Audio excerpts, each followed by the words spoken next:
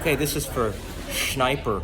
Your assumption is wrong that your weight or that you cannot play the target striker role, because you could be utilized. There's nuances to being a target striker, right? So all target strikers don't operate the same. So yes, a wall and cones will help, but I want to also include, if possible, some juggling different size balls, investing in a kick trainer. You said you're a busy dad.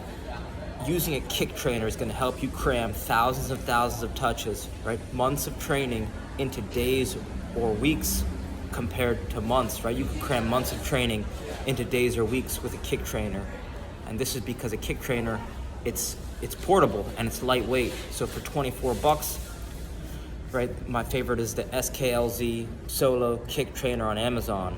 So, walking around the block, you walking your dog or going for a walk in 10 minutes, you can get close to 1,200 touches. And it's better than a wall because you can bring it everywhere you go. So you don't have to rely on just having access to a wall. You could bring it on international flights. You could bring it to the park. You can bring it to work. You can bring it, to your son's practices or whatever. That's why it's so beneficial, because it's so portable. So using a kick trainer, juggling different size balls, right? Juggling different size balls is going to help your precision and your power. Not all the best jugglers are the best players, but all the best players are always the best jugglers. So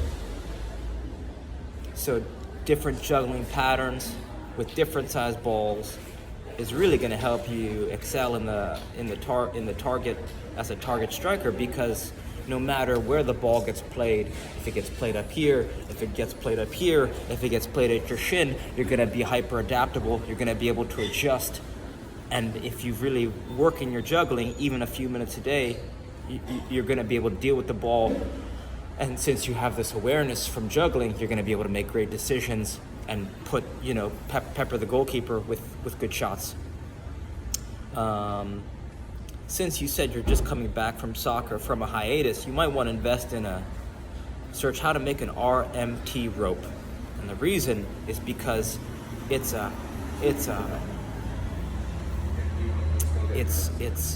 when you use it, it's like rapid strength training for soccer players. It's strength through motion with components of timing, balance, agility, rhythm, coordination, proprioception, balance, explosiveness. It kind of checks off all these boxes simultaneously in a way that you can't do it with anything else, right? I noticed when I started using an RMT rope, my juggling improved, which improved my shooting, my passing, my first touch, my vision, even my breathing. You could key into your breathing while using the RMT rope. So first step you want to do is search how to make one, and then you want to search RMT rope plus David Weck, WECK, to learn more info. And at your local hardware store, or Home Depot, Lowe's, or you could just order one online if you're truly that busy. I'm sure you even if you have 2 shoelaces at home, you could make one. I literally just made one. I stopped at my local hardware store. I have 2 for my friends that I'm making. One 6 feet length of rope, some soft rope. The other's 7 feet long for my tall friend. So,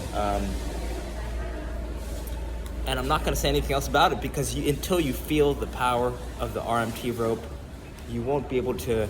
You won't appreciate the benefits, because it's right. The body's connected from fingers to toes. So all that means is that when you swing it with your hands, there's you synchronize and harmonize your movement, and this helps you better understand where your body is in time and space. And if you better understand where your body is in time and space, you can control yourself more effectively, and which means that you can be more effective on the field.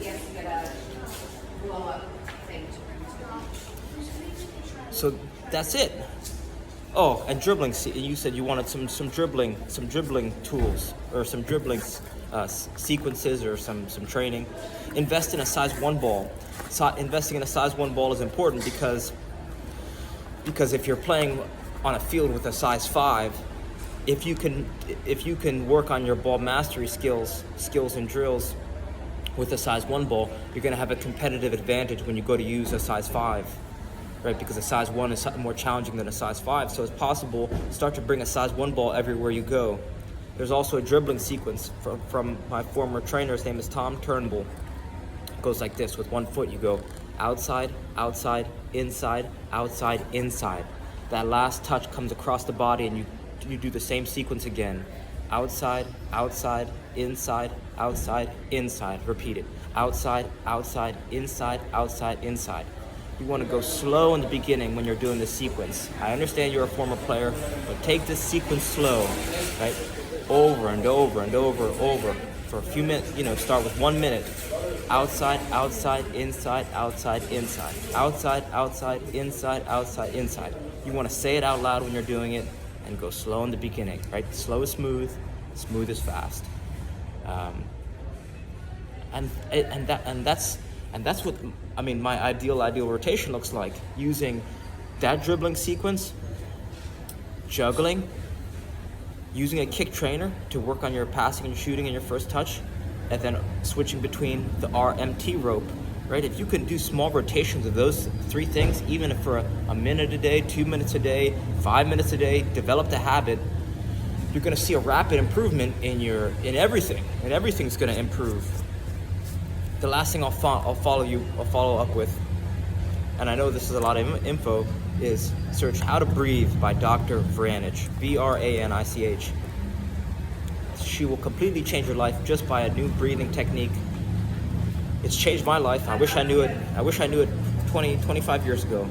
And it's simple, and right, 2 players of equal skill level, the one with better endurance, will win every time. So that's an invaluable breathing skill to learn. And you'll know if someone tells you to take a deep breath, if your shoulders go up, right? If your shoulders and your upper back go up, you're not breathing correctly. In theory, check her TED Talk out, How to Breathe. That's Dr. Vranich.